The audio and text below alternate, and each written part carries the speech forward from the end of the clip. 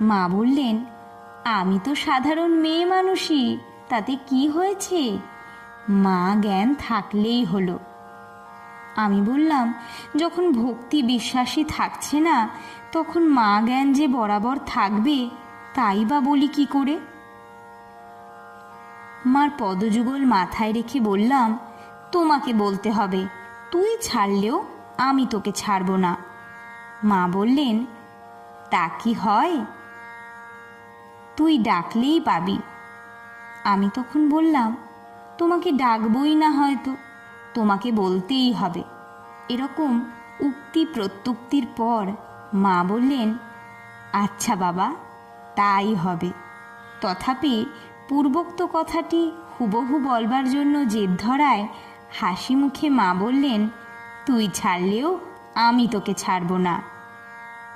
ভিডিওটি ভালো